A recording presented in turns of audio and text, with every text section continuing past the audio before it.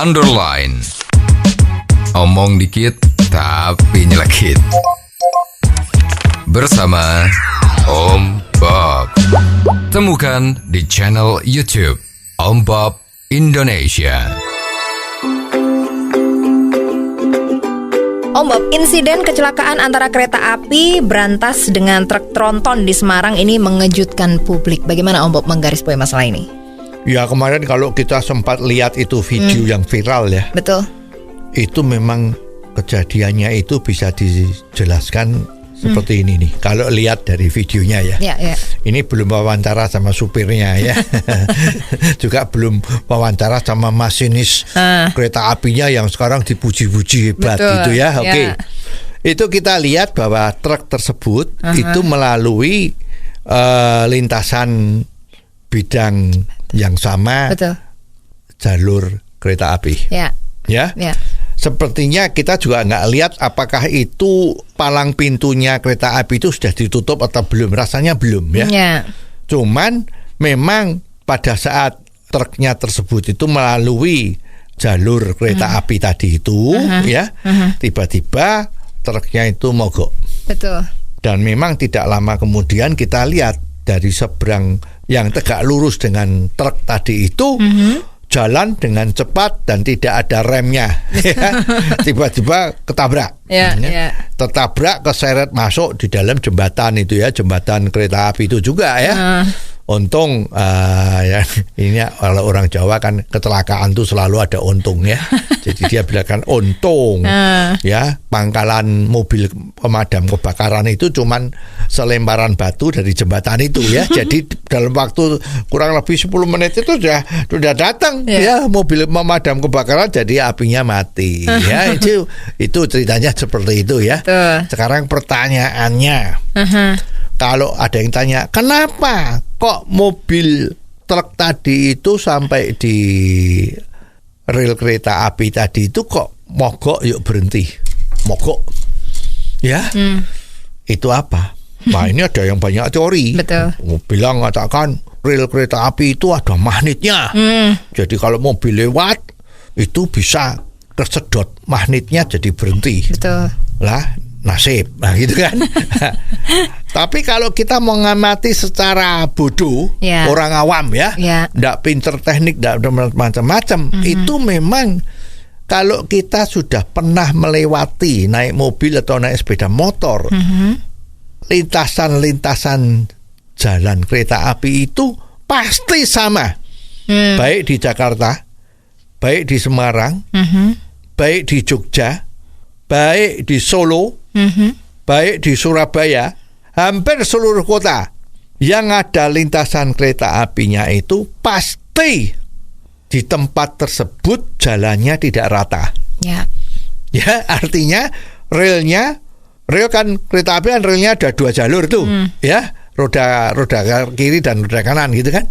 Lah itu di tengah-tengahnya pasti tanahnya lebih rendah dari relnya. Sebelah kanannya, sebelah kirinya dari masing-masing rel sami mawon, sama saja. Itu tanahnya pasti tidak rata, pasti lebih rendah. Jadi kalau ada kendaraan mau melintasi rel kereta api tadi itu pasti injek rem. Ya, injek rem pelan-pelan karena itu jarak tinggi itu seperti tanggul sungai lah. Jadi naik, jadi berhenti.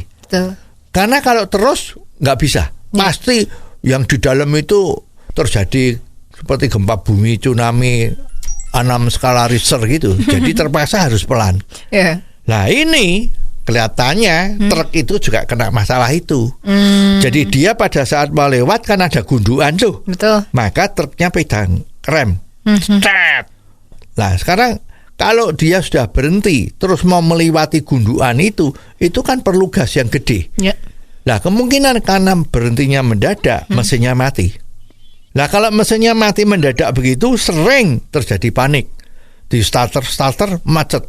Karena kelihatan dari jauh loh kok ada kereta itu. Jadi panik. Itulah terjadi, maka kelihatannya mobil itu kok nggak bisa jalan lagi.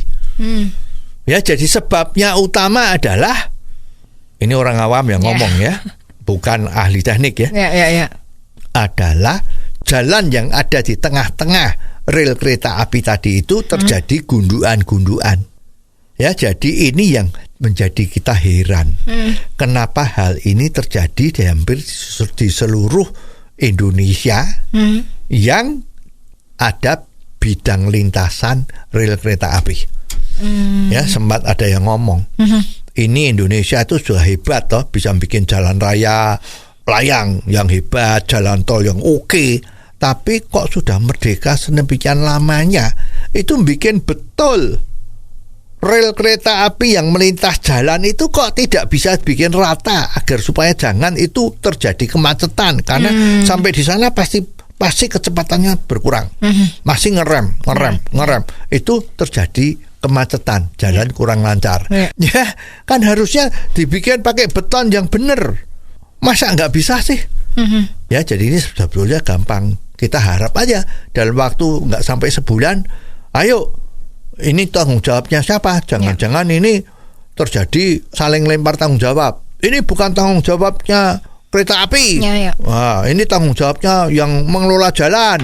Yang mengelola jalan ribut. Ini jalannya pemerintah provinsi apa pusat atau pemerintah daerah tingkat 2, misalnya seperti itu. Lah, ini sepertinya hal-hal yang seperti ini langsung ambil alih. Siapa yang bertanggung jawab, anggarannya harus ada, beresin. Kalau anggarannya nggak ada, ya ambil aja itu tiket dari kereta api. Setiap tiket kenakan biaya 2.000 atau 3.000. Nah, itu udah selesai kok biayanya. Kan seperti sekarang ya di Bali itu, setiap turis kena pungutan 150.000. Wow, untuk dana macam-macam untuk kemajuan turis. Nah, ini kereta api juga bisa. Kalau alasannya adalah memang nggak punya biaya. Tapi yang jelas jalan yang berduduk di pelintasan kereta api itu ya memang itu sangat mengganggu. Oh, jadi begitu ya Om Bob. Jelas deh sekarang. Terima kasih Om Bob untuk waktunya. Sampai ketemu lagi di waktu yang akan datang. Underline. Omong dikit tapi nyelekit. Bersama Om Bob. Jika Anda suka dengan channel ini, jangan lupa subscribe, like, dan komen.